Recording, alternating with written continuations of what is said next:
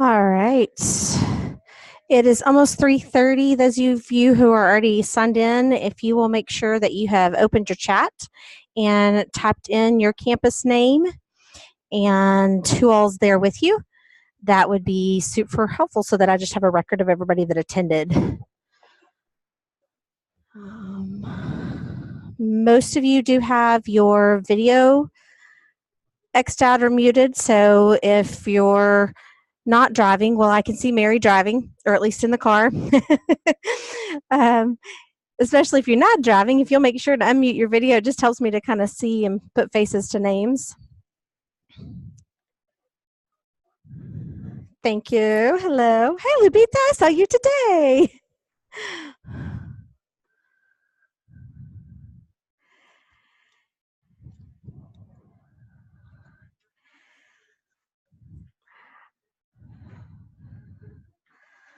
Oh, I finally see a friend who got her last name changed.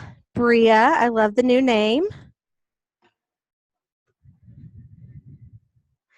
So those of you who are on, give me a wave if you can hear me so I can see and make sure. All right, thank you. I see more and more friends. All right, we have just a couple more minutes. I want to make sure we give everybody time to log in. If you don't have a cell phone or an iPad handy, we're going to have one portion today where we are going to be, there'll be a QR code on the screen that you can scan to be able to kind of watch a video with either the group that's there or kind of by yourself. The one thing about sharing my screen through Zoom is that you can't hear any sounds that are actually coming out of my computer. So there'll be one portion today where you have to kind of scan a QR code and watch a video of a reading conference, and then we'll come back and reflect and talk together. So make sure you have a phone that can do that, or an iPad or something handy, at least one if you're sitting in a group. Hello, Miss St. John, I see you. Is that you? Yes, I see you. Sometimes some of your faces are like tiny. And I'm going to apologize right now. I'm watching at myself. I hate looking at myself, by the way. And I can tell that when I am turning my head, I've got two screens. So I've got one that has our slides on it, and then I have one off to my right where I can see you guys and all of my Zoom controls and everything. So if it looks like I'm looking off to the side, I'm looking at you guys. So it's just a funny setup with my computer today. I didn't do it like I usually do. So. All right, it's about one more minute as everybody is logging in. If you're just checking in with us, make sure that you have opened your chat and that you have typed in who's there. If you're kind of with a team, if you'll try to give me at least their names, or like it's Olive Kinder or Olive First or whatever. Kinder, those of you who are joining us, if it's because you couldn't join us last week with Kinder, that's totally great. We're covering pretty much the exact same stuff today that we did in the Kinder Zoom session last Monday. So we're glad to have you. Alrighty.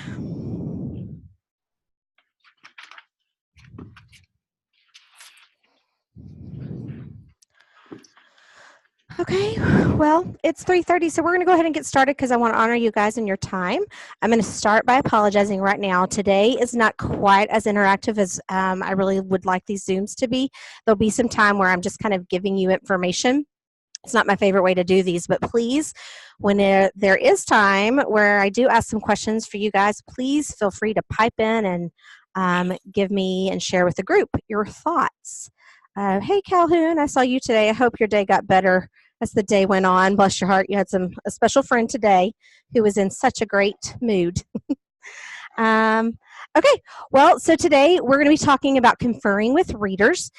And a lot of what we talk about today applies to conferring with writers as well. We're just going to specifically kind of talk about reading. Most everything that we're going to talk about is coming from this particular book here, and you will have a link to it in the slideshow. I will be sharing this slideshow with you.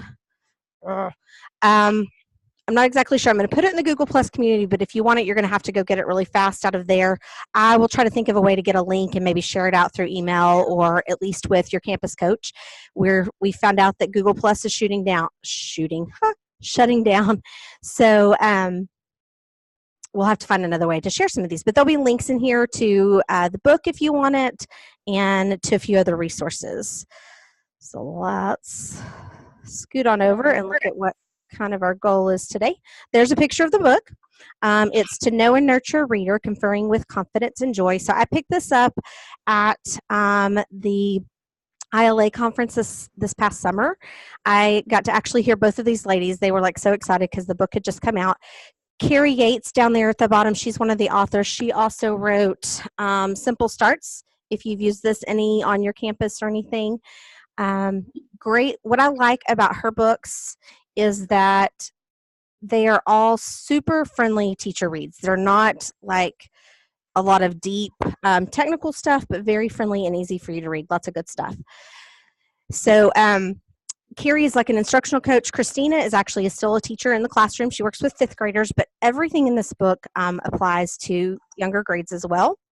I like it because they've really taken this idea of conferring and given us a little bit of a system and a structure around it. So let's look at what we're going to do today. So first of all, we're going to talk about what is conferring. We're going to talk about why should we confer. We're going to talk about making a commitment to confer. I hope to share with you kind of a practical map for the conferring process, and that is going to come straight out of their book. And then we're going to talk a little bit about the behind the scenes moves for conferring, some of those things that we need to make sure we do if we want conferring to be successful. All right, so let's get started. I would love to hear from you guys first. What do you think conferring is? So just as a team or on your own, if you'll respond in the comments, what is conferring?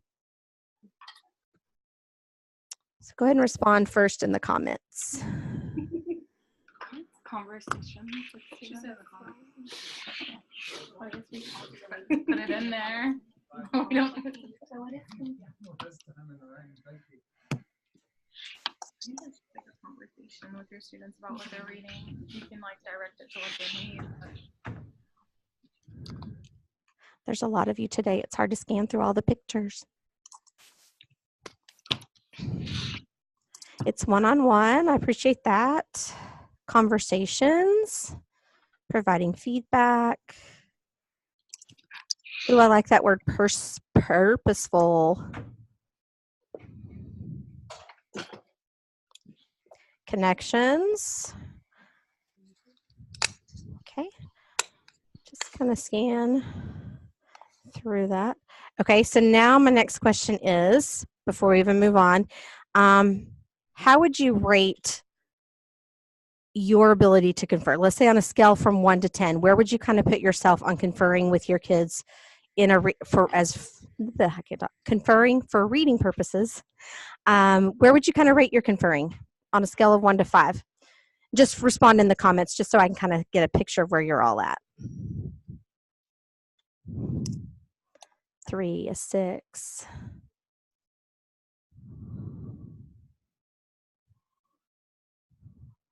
Awesome.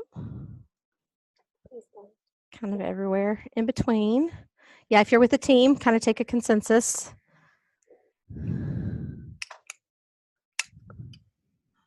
Oh, Ramirez, no need to put a sad face for a 3. That's not a big deal. Hey, Shaw, glad to have you. Shaw, you guys have been doing I know your campus is making a concerted effort around conferring with readers and writers, so I look forward to hearing your input as we keep going. Okay. I'm sorry, I missed the question. The question is just kind of how, first of all, we asked what is conferring. Don't worry about typing that back in. Now I'm just asking on a scale of about 1 to 10, what would you rate yourself in your ability and your process of conferring with readers? I need to be better. I'm probably about a 4 or 5 right now. Totally okay. Okay, Okay, well, that kind of helps me. So some of you that feel like that this maybe is one of your strengths, I look forward to hearing your input. Those of you who are still feeling a little uncomfortable with this or finding it difficult, don't worry, you're not alone. That was one of the things the authors of this book actually pointed out, is that sometimes we make it much harder than it is. And I apologize, I don't know why I can't talk today. All right, well, let's keep going. I'm going to show you here on the slides. Oh, okay. 1 second. I'm going to put a quote up, if I can get it working. Go ahead and read that to yourself and just talk as a team what stands out to you. And I apologize, I got to answer a call from my 7th grader. Make sure he's got a ride. Go ahead and respond to the quote. Hello? Hello? Okay, he hung up. So you're welcome to type in or just pipe out. As you read this quote, what stands out to you? Undivided attention to one reader at a time. That undivided attention.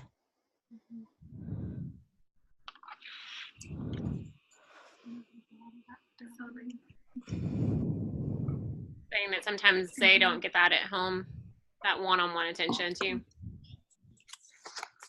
Especially the likelihood of one-on-one attention around reading for most of our students probably is not much at all.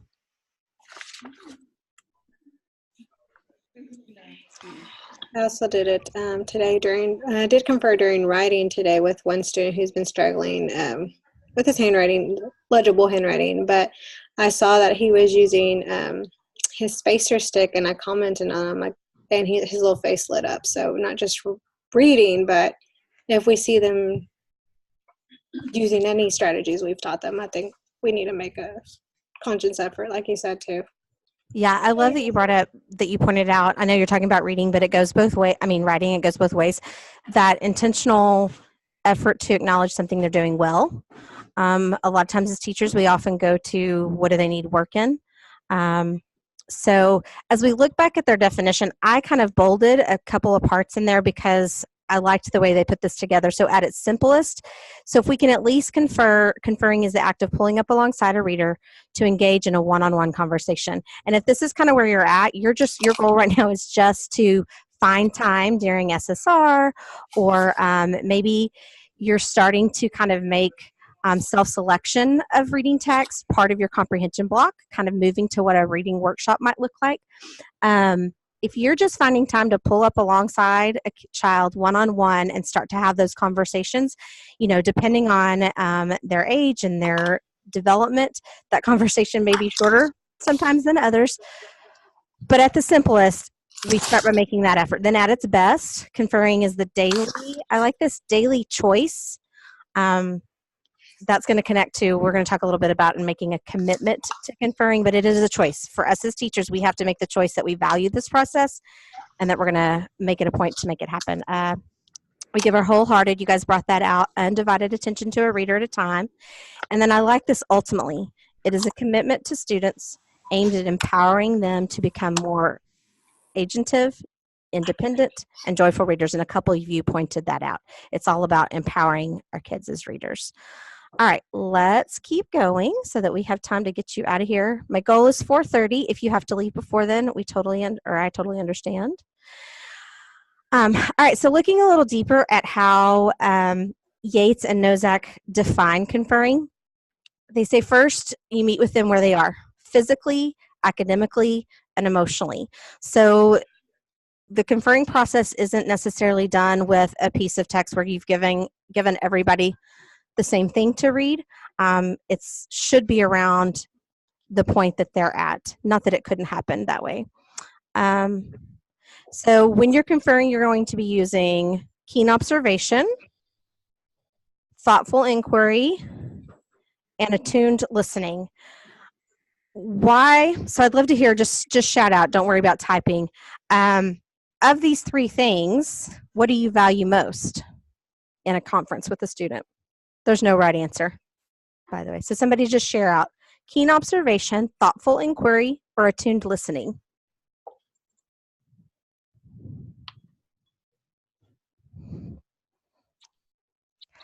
obviously they all have value. So there's, again, which one, maybe, go ahead. Someone? We think thoughtful inquiry. Okay, so why? Well, I always ask I'm sorry, are we talking about reading or writing? I guess both. I've always asked Either way, them, it apply both ways. okay, like what during SSR I confer with them about, well, what are you reading?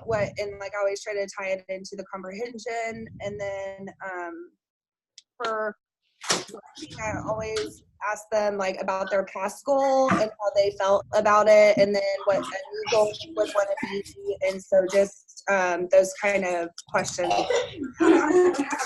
Okay. Yeah, so conferring at its heart is definitely going to be about questioning and trying to get to know where are they at in whatever they're doing, whether it's writing or reading. Anyone else?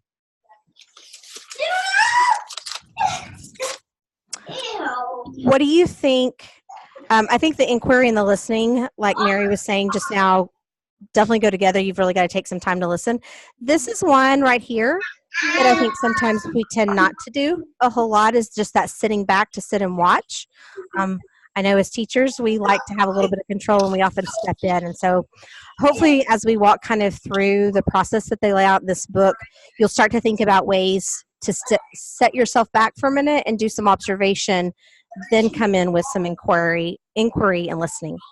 Let's keep going here. The conferring process wants to honor self-selected choices, recognizing and encouraging student preference, and that's going to go both ways. This is specifically talking about reading conferencing, but I think that applies as well to writing. Purpose of conferring is to celebrate growth and build on strengths, tease out or try to look for the challenges. What are they struggling with? What kind of goals? As has already been mentioned. It's about nudging readers forward. To do that, we use unique steps designed just for them. Conferring is not a one-size-fits-all. It's the prompts you use as a teacher, the questions you ask are going to have, be unique to the kiddo. Okay, if you have little friends in your room, would you do me a favor and mute your mic? Sorry. No worries, it's okay. I know what that's like. I didn't know what to do, actually, once I didn't have my kiddos on a campus. All right, let's keep moving. All right, so all of these are just part of what productive conferring should include. All right, so here's another quote. Go ahead and read that and respond. What does this, as you look at this, what does this make you think of, or what questions does it bring to mind? So just talk and then respond in the comments to this one. What does this quote make you think of, or what questions does it bring to mind?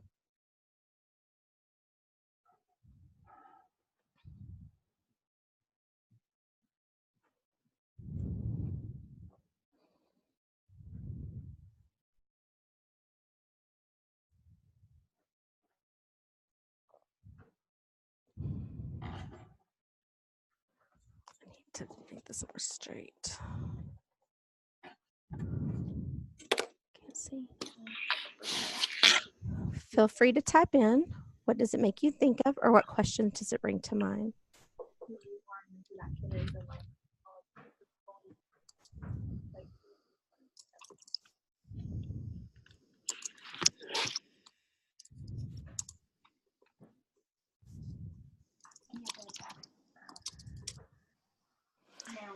Feel free, once you've responded, to kind of scan through the comments to see what everybody else is saying.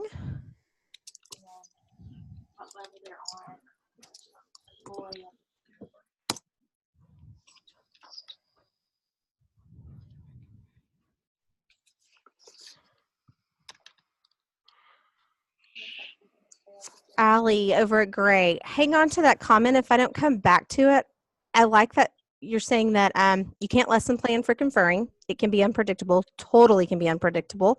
I want to come back, hopefully maybe by the end of this. I hope that maybe you have enough or are beginning to put a framework around conferring, because I think there could be some planning with it. But you're right, it's not going to be super in-depth because you've got to follow the lead of that student.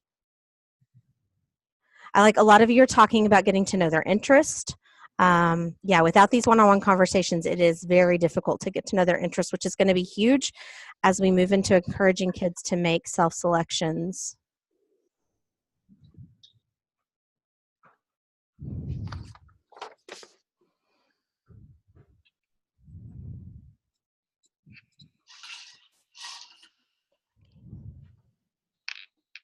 Okay.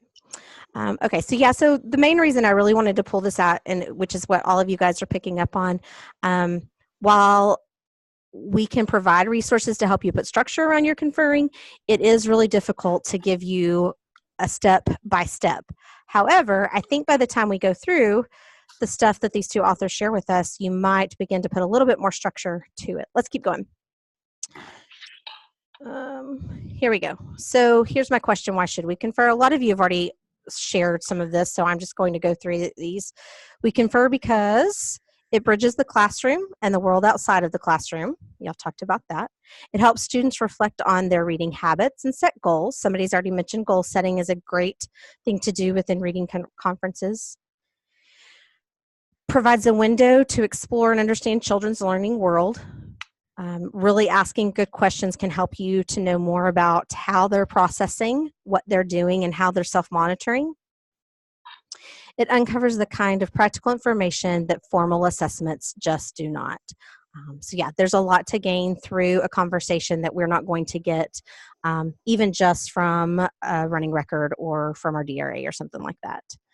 Let's keep moving. Actually, I have a question. Somebody share with me, when you think about this one, using conferences to help students reflect and set goals, would someone share kind of how they help students set goals in reading? Anybody? Be brave.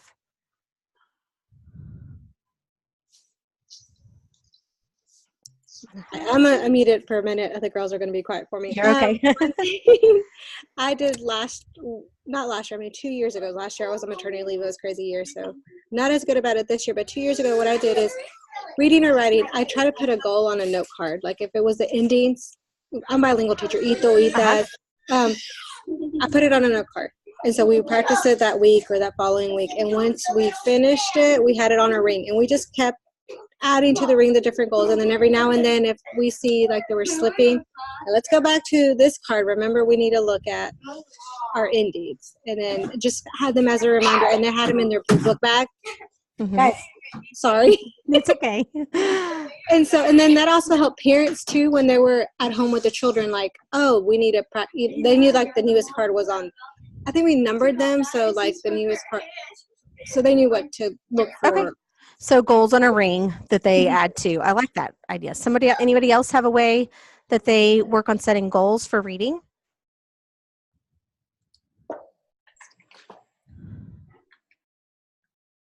Anyone? Okay, some of you are typing in. To read list. Anybody else? Build up their reading stamina. Okay, so how do you, if you were meeting with a student one-on-one and one of their goals was building up stamina, what kind of conversation or how would you help them with that?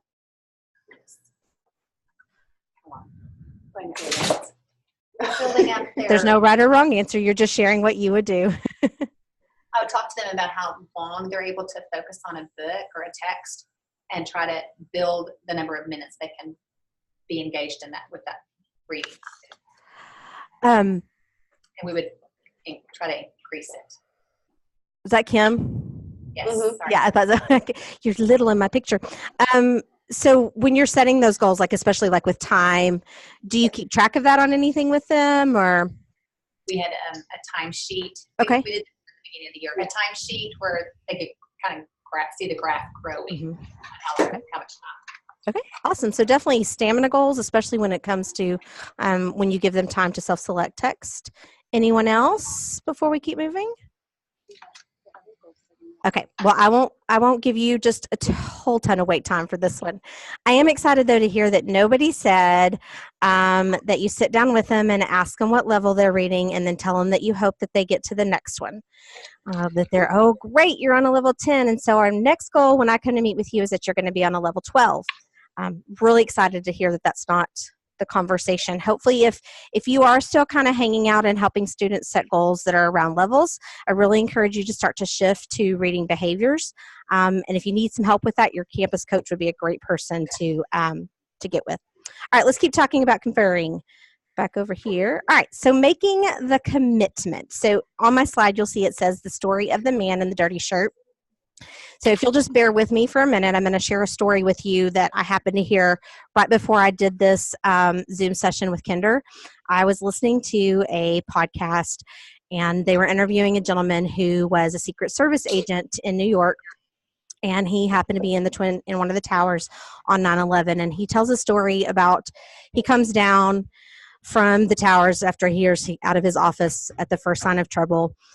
He comes out, and of course, they're all trying to send everybody out of the building, but he and two of his buddies decide that they need to go up and help. And so they make it up. He helps one lady down. He goes back up and helps another one, gets her out. Finally, he decides that he's got to go out. He can't go back up. And not long after he exits the building, one of the towers falls, and he finds himself, covered in dust and running for quite a ways. And he looks up and sees a light and thinks, okay, I could go ahead and go to that light. I've helped, and I can just go ahead and go on to something else. But he decides to stay where he's at, calling everybody, like shouting his voice so that everybody can find him and get to the light. He turns around. He's helped like a whole bunch of people find the light, so much so that he can't even see a light to get them out of the dust and everything. And he decides to kind of go back up and try to find more people. Well, he finds himself right back where he started. At an intersection right there by where the building was. And as he's there, he's starting to look around and notices there's no first responders anywhere. And he's now seen two more agents that are in his building. And they just decide, well, there's a fire truck. Maybe we should pick it up. And, he's thinking to himself, there's no way. I don't know how to use this stuff. But he goes ahead and tries it anyways. Long story short, they use the fire hose and they start putting out fires for a while until more emergency crew is able to get to him. Finally, he's like, okay, I've helped, I'm done. And he gets carted off to several blocks away to another building where the rest of the people in his department are. And he walks in. This is the part that really stuck with me. He walks into the office, and there's this group of people, gentlemen off to the side, and their suits are just perfectly clean. Their hair is not messed up or anything. And I mean, he is just covered, just like what we saw in a lot of the pictures. And he says, I remember thinking to myself how angry I was that they were clean and I was not. That they chose, rather than to do the work, obviously to save themselves. Really, I probably would have done the same thing. But what stuck with me was that this gentleman, in the midst of chaos, in the midst of not really knowing what to do, all he knew was that he needed to help those people, and he was willing to get dirty. And it made me think about how so much of, especially what we're about to conquer next year with these new TEKs and new materials, we're going to really be challenged with our processes and thinking about things in new ways. And what I feel like we have to do as teachers is make that commitment to have a dirty suit, to go in there no matter how hard it is. Conferring is not an easy process. Our new TEKs are very interwoven and are really going to call for much more of a workshop model of teaching. We're going to talk about that, so don't be scared. But I think we all have to really be ready to think about, are we willing to be the man in the dirty suit, to make the commitment no matter what it takes? So I'll find the list of the podcasts. It goes into a lot more detail and a beautiful story about his day that day. It's pretty remarkable. So when we think about making the commitment to conferring, the first thing that Yates and Nozek talk about is that you have to have a commitment to confer for this purpose, the purpose of learning. They say that your first goal, your first commitment to your kids is to learn first and teach later. So when you step into that conversation, you're there to learn about your student, whether it's as a reader or a writer. What can you learn as you sit down beside them? Next, they say that you have to commit to confer with tenacity, meaning that every day you're going to confer with them as many days as possible. No longer, hopefully, will this idea of conferring or even self-selecting text be something that's just kind of, it's that extra on our day, or it's just what we do on Fridays. Our new TEKs are really going to call for children interacting with text and text of their choice a lot more often. Conferring with tenacity also means saying no to distractions. So for me, I think about being in the classroom. A lot of times that's that. It may be to that extra activity, or I need to be really intentional about any of those things that I plan in the computer lab, or I don't know. I feel like you have a million distractions in the classroom, and so you have to really be specific and intentional about the things you say yes to and the things you say no to. Next, conferring with tenacity, they say resist the urge to quit. This is that dirty suit.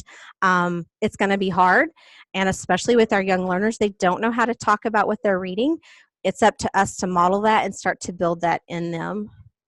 Finally, they say that we want to confer from the heart, and I think none of you guys won't have any problem with this, but make the practice your own. While this particular book and the resources I'm sharing today give you a good structure, you still have to make the process your own. It's very hard to say it has to look like this or like this. Conferring from the heart also means to study and grow your content knowledge. I know in the classroom it's really hard to step out and go to trainings or some of those kind of things, so I encourage you. They have, Nozak and Yates actually have a website committed to this idea of conferring. They have a Facebook page, and teachers ask lots of questions on there, and there's a lot of dialogue around that, and so that's one way that you can start to kind of grow your knowledge in the process. Getting into watch a peer as they confer with readers or writers would be a great practice. Checking with your campus coach to see if you could go and watch it done somewhere else, another great way to grow your knowledge. Lastly, trust yourself to respond in meaningful ways. If you grow your content knowledge and how to help readers be better readers, then you have that background to be able to respond in a good way. And then lastly, create joy in your conversations. These should be real conversations. When you sit down next to a friend and they're reading a story that they love, you should be able to experience and celebrate in that joy. If they're struggling, you're going to carry those struggles with them or with you and help them work through that. All right, next. So as you look at their book, they talk about this, that a map, they provide you a map of the process. So they tell a story about the mall map versus GPS. I don't know if you're like me or not. I love a good GPS because I like to be told, turn here, now go here and turn here. Just a quick show of hands. Give me a wave if you're someone like this. Like when you get directions, you prefer, tell me exactly where to turn, where to go. I see a few of you. Okay. So how many of you more prefer a mall map? You walk in, you want to kind of see where you're at, you see where everything is, and you're going to find your way to get there. So wave at me if you're more of a mall map person. Jen, I see you pointing to somebody in there with you that's more of a mall map person. Yeah. Okay. So the tools that I'm sharing with you are not GPS. They're not going to give you turn here, say this, do that. They're much more of a mall map. They're things that give you a place to kind of start and a place to go. So here is what, let me see if I can get it working. Here is what the decision-making map that Yates and Nozak share. This is the whole conferring process, and it's built off of two questions. This first one, let me get my pointer here. I want to keep an eye on the time. Okay. First of all, you need to get to know your reader. What's going on with them? This is that authentic listening, that observation, that asking questions. And then once you've done some of that, you're going to make a choice to nurture the reader and think about how are you going to respond. Now, don't worry about all these other boxes. We're going to kind of look through those as we keep going. Let's look. They term everything by either interactive moves or directions. And so what I've done here, you see I've put a pink box around everything that they would consider the moves of conferring. Let me take this off. So the moves are how you confer. These are the things you're going to do with every reader. You're going to start by wondering. And again, the point of wondering is to know what's going on with your reader. Then once you've done some listening, you've done some questioning, you've gotten to know more about them as a reader, you're going to make a decision on how you'll respond. How are you going to nurture them? You could affirm what they're doing. You can extend or give them some support in how they can do better or how they can change their thinking or support them. You're always going to leave by reminding them of whatever it is you've talked about in the conversation. And then lastly, you can see down there the teacher takes notes. So those are the basic moves: wondering, and then affirming and or extending what you've talked about, and then reminding them what happened in the discussion. Now, up here, as you wonder, Nozek and Yates talk about intentional directions of conferring. These are the, what are you going to confer about? Okay, so somebody earlier mentioned that conferring, you wouldn't really plan for this. You don't really have a lesson plan. And this is where I want to challenge you a little bit, because I think you can do some planning before you go in to meet with your students. You might have an idea because you're meeting with them in guided reading. Maybe some of these areas that they're struggling, whether they're struggling with book choice, healthy habits as readers. This is the one that a lot of us tend to hang out in. Let me get my pointer. Is these strategic processes, or can I encourage them with authentic response? So book choice, healthy habits, strategic process, and authentic response. Now I will tell you one huge benefit in the book is that they actually have a whole chart, and I may have uploaded something similar in some of your curricular resources, but they have a chart that will take each of these directions and gives you prompting and questioning that you could ask and that would support that. I can't load it anywhere else because it's copyrighted within the book, but if it's something you're interested in, those resources are in there.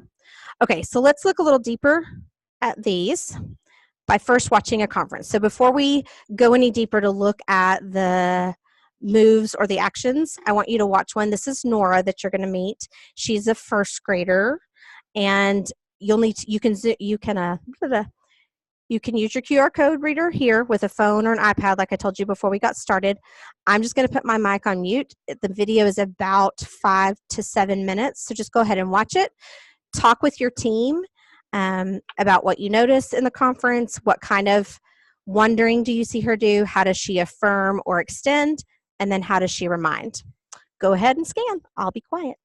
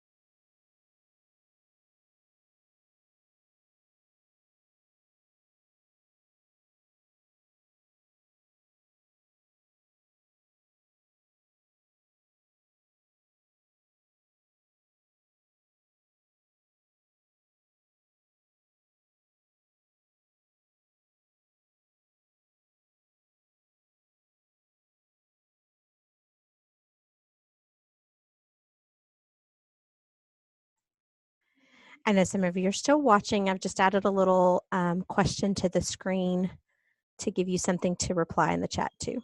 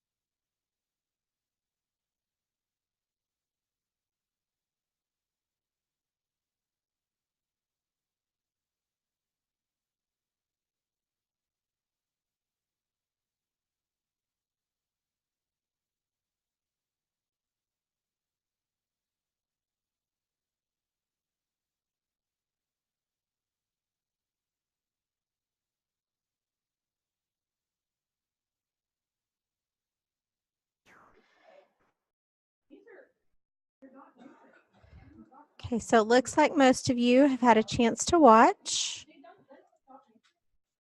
If you will, respond in the chat about one way that you noticed that the teacher affirmed the student and maybe one way that she tried to extend learning for the student.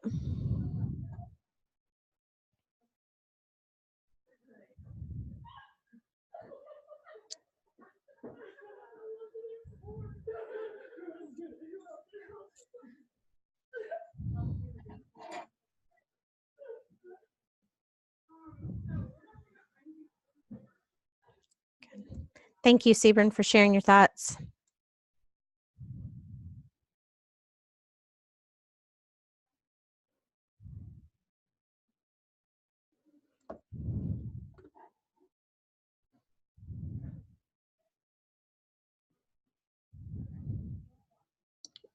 I was going to say, I liked how she noticed the quotation marks that the student didn't know what the actual term was, but she noticed like the student's understanding, and Uh-huh. she encouraged her to vocalize like what she knew about the quotation marks. I mean, Yeah. I like that some of you pointed out also about the using her finger to read without pointing. And it does make me wonder if that's something the teacher was already aware of, to also be sure to bring that in on that day. Okay, so it looks like most of you have at least had time to watch and kind of think through one or two ways that the teacher responded. And in this particular video, she both affirms and extends for the student, but they will talk a lot about it. Sometimes both won't happen. Sometimes there may be something that you really want to help them to extend, especially when I'm thinking about book choice. A lot of times we have students. I know today I was on a campus and one of the little girls that I sat down beside in library station had like 4 Clifford books. And I asked her if she always, what type of books does she read? And she said she always chooses Clifford. And so I guess in a way I did affirm. I said, I love that you're making choices that excite you and that interest you. I wonder if there would be any informational text about dogs. Since I know you like Clifford, you might like to read a different type.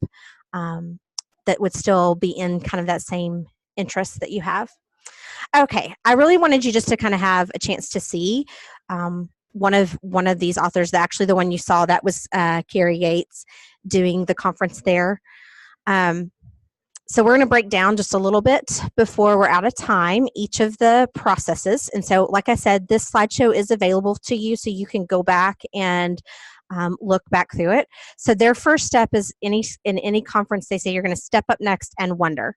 The purpose of wondering is all about getting to know the reader. But what I really love, this is again just a little bit from a chart in their book that I took for you. It says, what's really going on with this reader?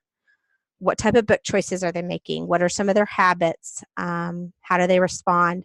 So you're going to be sitting there thinking about, what is it that I'm noticing about them? You may, though, go into this conference already knowing, okay, this friend is really picking up a lot of the same type of books, and I need to find out why, and then think about how I can extend to help them make different choices.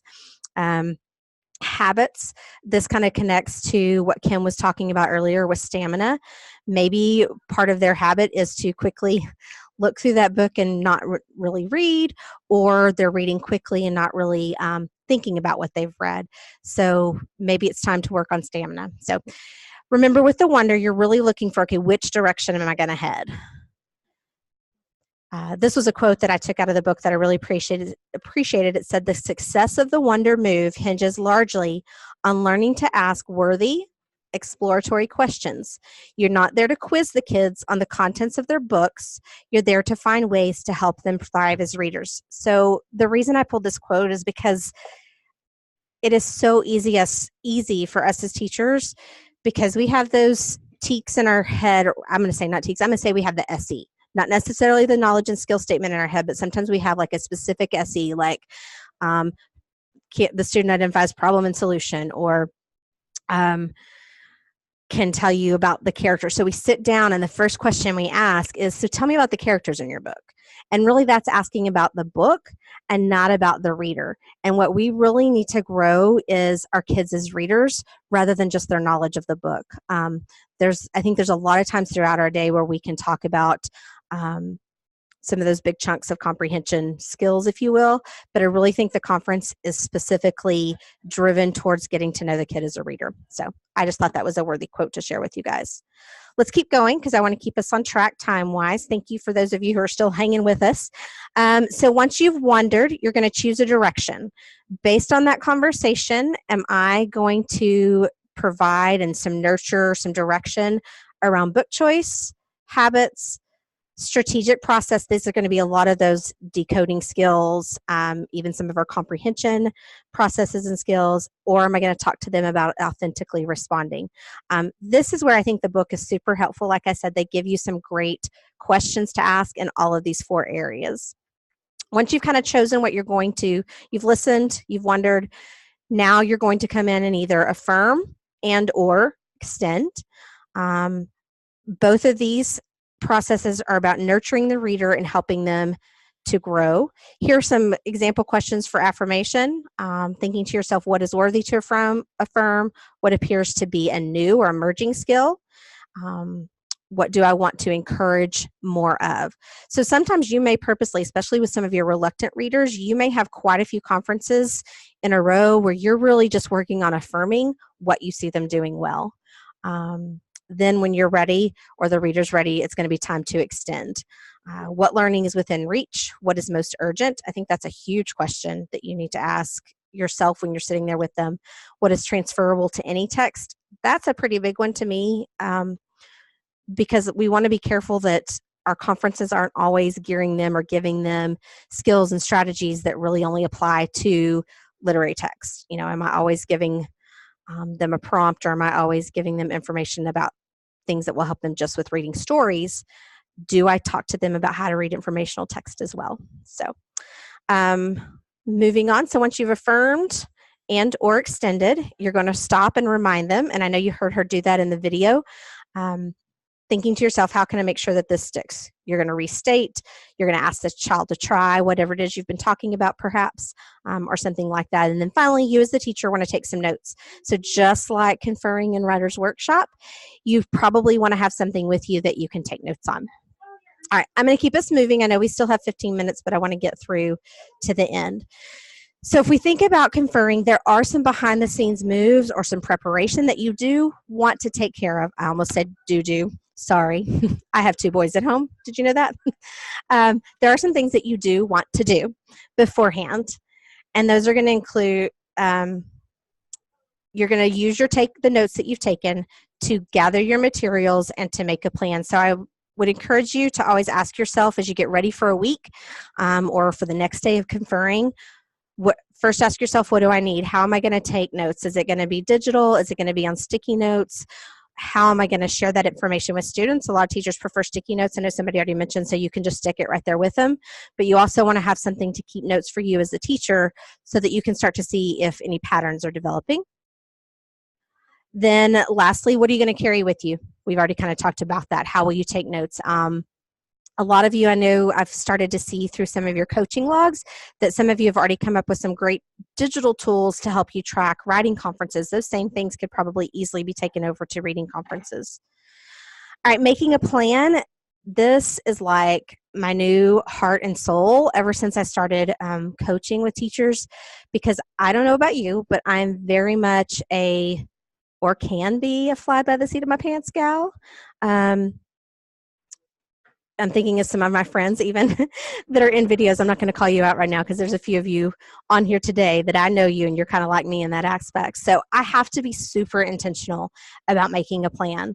So I'm going to ask myself, who will I decide to meet with? I'm not going to just leave it up to chance.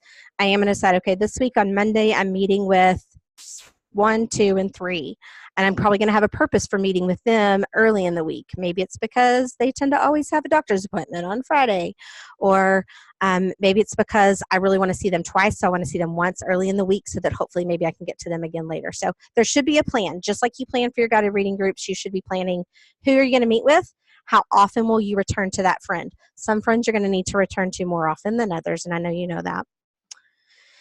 So that's really pretty much the crux of what I'm going to go back a couple of screens if I can of this process. I'm going to go back to where you can see the whole map right there. So you can see it over here on the left.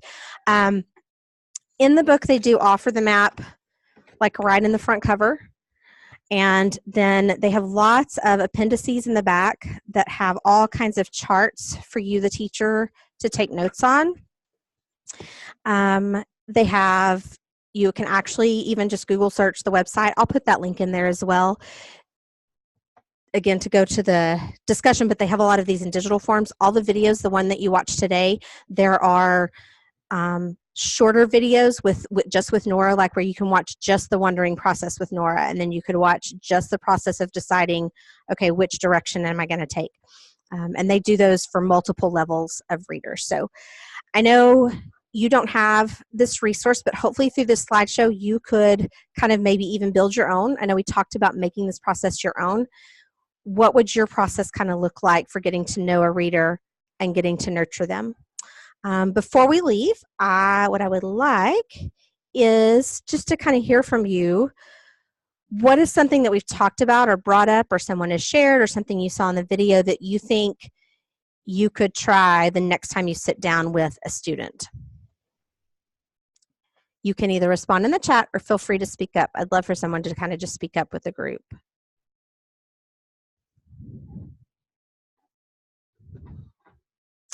Anyone?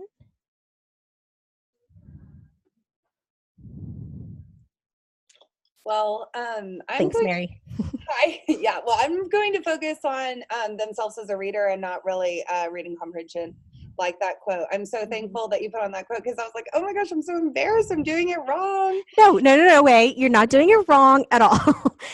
It's just, you have to have that balance, I think, is what it's about. Learned. So, yeah. Focus on the reader and their the patterns of the reader. Yeah, I love that you pull that out too. We have to take that time to go back and look at our notes and start to see what kind of patterns are we seeing emerge. Thanks, Mary, for sharing. Sorry I never got to come out and watch you. We had a teacher who got sick, by the way. No worries. You'll see me soon, I'm sure. Okay. Anybody else? Some of you are typing in. Okay, well, it is 4:20. I would love to let you go early. I won't sit and give like a ton of uncomfortable wait time. I'm learning that wait time on a Zoom session is like so hard. So as you leave, there will be some links in the slideshow to get to the book if you want to.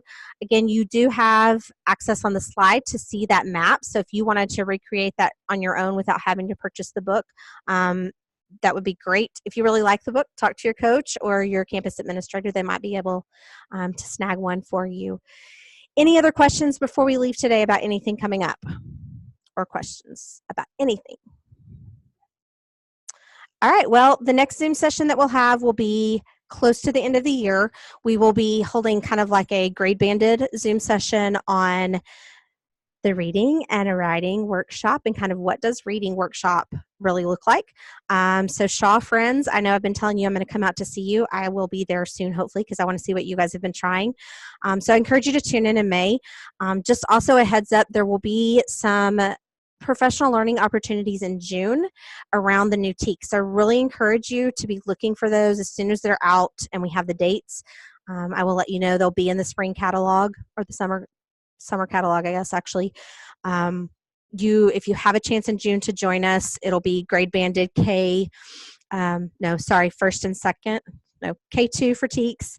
First and second will be the Zoom session that we do, but K2 will be banded together to look at new TEKS. There'll be lots of offerings in June, so keep your eye out. We really would love to have you there because coming back to school in August, we're going to have to talk about new materials, our new adoption, how all the new curricular resources are going to look, because they're going to look different. Hope you like what we're got on schedule for you. So I think that's mostly what's coming up. Be on the lookout, be looking for emails, and give me a call if you need anything. All right, I think we're done. You guys have a great rest of the week, and have fun conferring with your readers.